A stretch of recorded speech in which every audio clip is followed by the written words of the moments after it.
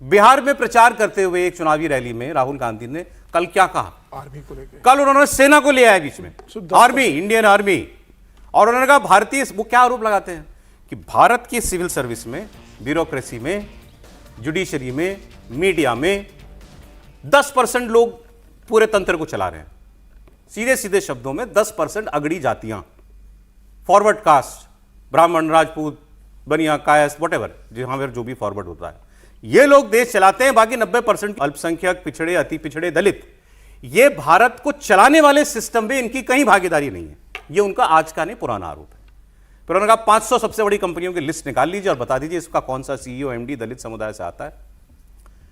सब 10% से आते हैं, सारी नौकरियां उन्हीं को मिलती हैं। फिर उन्होंने कहा आप सेना को ले लीजिए, सेना 10% लोग चला रहे हैं, भारत की सेना, वहां 90% आबादी को प्रतिनिधित्व नहीं है। 90% देश की आबादी या दलित है, महादलित है, पिछड़ा है, अति पिछड़ा है, आदिवासी है, अल्पसंख्यक है।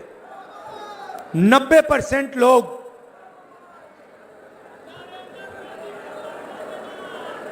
इन लोग समाज के अति पिछड़ा, दलित, आदिवासी से आते हैं। मगर अगर आप देश को देखें, और मैं 2-3 उदाहरण देता हूं,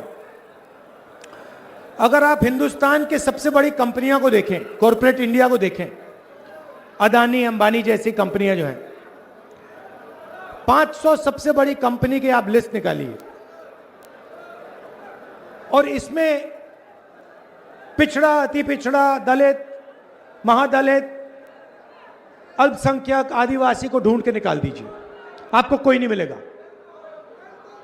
आपको एक नहीं मिलेगा। सारे के सारे 10% आबादी में से आते हैं। सारा बैंक का धन उनको जाता है, सारी नौकरियां उनको जाती हैं, सेना में उनका कंट्रोल है, और 90% सेना में उनका कंट्रोल है, 10% वालों का कंट्रोल है। भाई सेना की तो भर्ती प्रक्रिया से मुझे नहीं लगता कि कोई भी हमारे देश का गांव वाला भी अपरिचित होगा। गांव में रहने, ज्यादातर गांव में रहने वाले लोग, हमारे किसान परिवारों से आने वाले बच्चे, वो सेना में सिपाही बनते हैं, पूरे देश से लिए जाते हैं, पूरे देश का प्रतिनिधित्व होता है उसमें।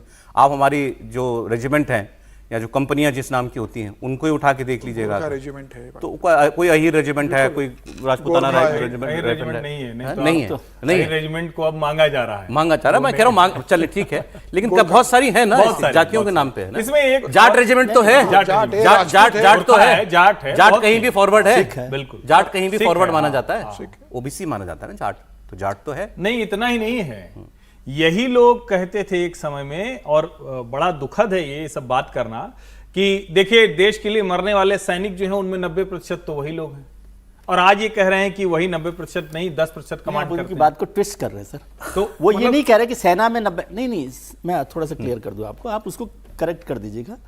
वो ये नहीं कह रहे राहुल गांधी की सेना में 90%, 10% का कंट्रोल है। हाँ। सेना पर जिनका कंट्रोल है ना, वो 10% आबादी, वो सबको, आपने जो शब्द काम में लिया ना, अगड़ी जातियों को, वो देश की जो भी पावर वाली जगह सेना क्यों ले आए इसमें? सेना भी इसलिए क्योंकि वो ऊपर से, मतलब वो सबको बोल रहे हैं सेना को लाए हैं, वो आपत्ति हो सकती है, लेकिन वो ये नहीं कह रहे कि सेना में 10% है। सर मैं आप सेना को क्यों लाया? तो ये कर सकते हैं आपत्ति, इसमें कोई बात नहीं, इसी को तो छोड़ दो यार, और मैं तो इसी को तो छोड़ दो। मैं तो एक ही चीज, और सेना की भर्ती में आपको कहेंगे फिर वो छाती वाली बात, भाई सेना पार्टी पर राहुल का कंट्रोल है, सेना की भर्ती छाती देख के होती है, नहीं तो निकल जाना चाहिए। पूरा एक गांधी परिवार, नेहरू परिवार एक पूरा सत्ता प्रतिष्ठान को 53 साल तक चलाता रहा, आज भी बाहर से है। विदेशी एजेंसियों के साथ, एजेंटों के साथ किसके संबंध है? किन एजेंसियों के साथ कांग्रेस पार्टी का संबंध है? इस पर तो जिक्र होना चाहिए ना। हम तो कह रहे हैं आप अपनी पॉलिटिक्स में से देश में कुछ तो संस्थाएं ऐसी होंगी जिनको छोड़ सकते हो ना। नहीं, उनको सेना को मत लाओ इस बहस में, अराजकता पैदा करनी हो तो कुछ भी कर देंगे। राहुल गांधी जो राजनीतिक रैली को संबोधित कर रहे थे, उनका राजनीतिक भाषण था। राहुल गांधी लगातार इस बात का जिक्र करते रहते हैं कि भाई ब्यूरोसी के प्रधानमंत्री के जो पीएमओ उसके अंदर कितने ओबीसी या दलित या पिछड़े लोग हैं, पूरी ब्यूरोक्रेसी जो है अपर कास्ट से राहुल गांधी लगातार आरोप लगाते हैं और सरकार ने तमाम मौकों पर इसका जवाब दिया है कि किस क्षेत्र में कितने ओबीसी और दलित है। राहुल गांधी ये प्रश्न बाकी जगह उठा सकते हैं, लेकिन सेना को लेकर राहुल गांधी का बयान देना मुझे लगता है दुर्भाग्यपूर्ण है। सेना को राहुल गांधी को जिक्र नहीं करना चाहिए था। सेना में थोड़ी जाति और धर्म देखा जाता है कि जाति देखकर सिलेक्ट किया जाता है या धर्म देखकर सिलेक्ट किया जाता है, या सेना के अंदर कोई थोड़ी कोटा सिस्टम है, रिजर्वेशन है कि भाई इतने सीटें ऊपर लेवल पर एससी एसटी के लिए आरक्षित रहेगी कि सेना प्रमुख एससी एसटी से आरक्षित रहेगा। वह देश की सेना है। मुझे लगता है राहुल गांधी को कम से कम सेना का जिक्र नहीं करने चाहिए।